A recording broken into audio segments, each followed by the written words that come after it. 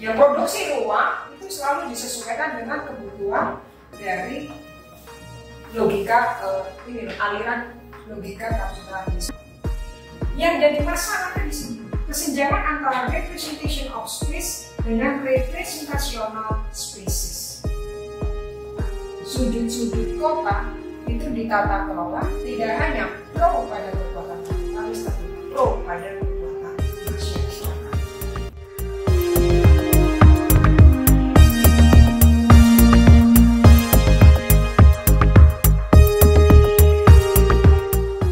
Praktisi dan aktivis yang anti rokok, ruang kuliah yang pakai AC tidak boleh pakai untuk merokok. Ini loh yang menjadi problem ini, representation of space. Ini ruang yang dikonsepkan. Jadi ketika Anda melihat bahwa ruang kuliah adalah ini, lalu Anda melihat ruang dapur adalah ruang yang ada tungkunya, ada kompornya, ada lemari, ya, ada kulkasnya. Tapi itu ruang dapur konsepnya siapa? Ruang dapur konsepnya ahli interior dapur kontemporer. Kalau ruang dapur konsep abad 19 ke bawah, ya yang becek, yang berantakan itu, yang campurkan damai ini. Jadi ini transformation of space. Ya, produksi ruang itu selalu disesuaikan dengan kebutuhan dari logika aliran logika kapitalisme. Saya bilangnya aliran logika kapitalisme. Karena kapitalisme di awal itu berbeda dengan kapitalisme di tengah, kapitalisme kontemporer. Atau nanti kapitalisme di ujung. Ya, tahun 3000, karena kiamat itu di kelas beda. Praktek spasial Anda di kantor beda. Mulai dari cara berpakaian dan sebenarnya praktek spasial. Tidak boleh membuang puntung rokok. Praktek spasial kita di ruang publik. Terus pakai apa sih APD ya kalau orang-orang teknik itu.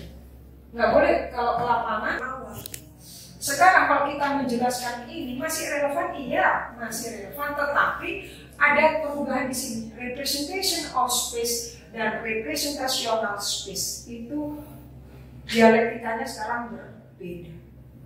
Yang tadi saya cerita, ketika kita mengkonsepkan ruang kuliah abad awal 20, nggak perlu pakai AC, pintu dibuka, minum sehari kita dikasih 1 gelas. Ini ruang dosen.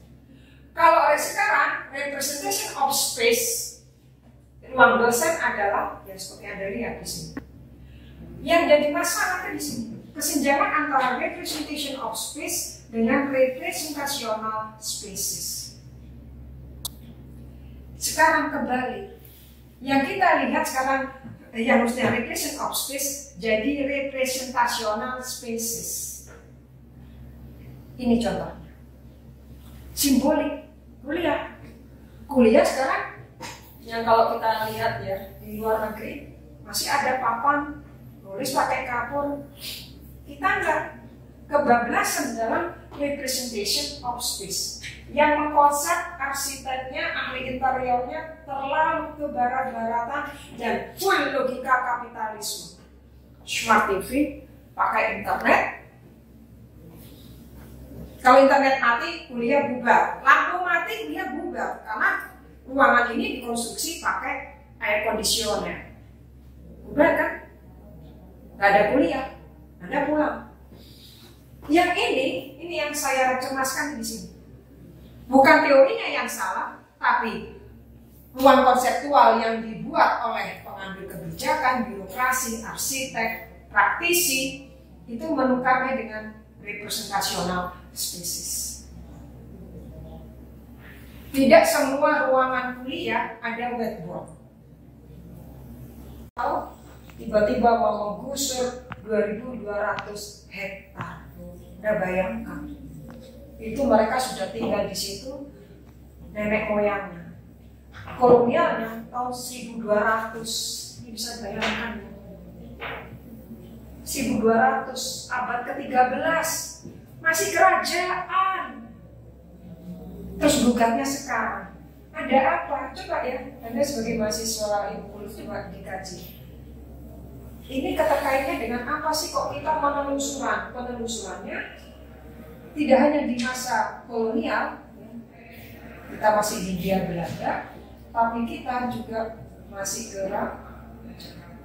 Kalau sudah dinasionalisasi, kenapa status tanahnya tidak dinasionalisasi? Pertamina ada proyek gelap apa ini? Pertamina ada proyek gelap apa? Terus kedua, KAI punya proyek gelap apa? Apa wilayah Jawa sampai Madura habis semua? Buyar semua. Karena semua yang ada aktivasi realnya itu jadi pertokoan, perkantoran, perumahan. Kalau di Jawa. Tapi kalau di Madura, relnya masih ada. Sepanjang sisi kiri kanan dia, kalau lewat pantai utara itu, ya di Sampang, Pamekasan, Madiun, ruang yang itu diproduksi secara politik, ruang kota, kontestasi kapitalis masyarakat dan juga kapital negara, lalu di sini menjadi politisasi. Kalau kita bicara politisasi ruang, kita menggunakan perspektifnya Henry Lefebvre sekaligus David Harvey. Henry Lefebvre sama David Harvey. Kalau mereka kan orang geografi, nggak ngomongnya politisasi, ngomongnya restrukturisasi, ngomongnya transformasi. Tapi Anda mahasiswa yang politik, bicaranya adalah politisasi ruang oleh kekuatan-kekuatan kapital global. Sehingga tadi jadi kebalik-kebalik kan, ruang yang dikonstruksi oleh reproduksi ruang yang dikonstruksi oleh Henry Lefebvre menjadi kebalik-kebalik. Representation of space dengan representational species jadi kebalik-kebalik. Ya, ini yang harus mendapat. Bagaimana ruang-ruang kota, sudut-sudut kota itu ditata kelola tidak hanya pro pada kekuatan kapitalis, tapi pro pada kekuatan masyarakat. Minimal pemerintah membuat regulasi untuk tidak melakukan gentrifikasi terus, supaya ketimpangan sosial ini tidak terus ada. Hentikan sebab itu ketimpangan sosial. Orang miskin sekarang rumahnya semakin di pinggir terus.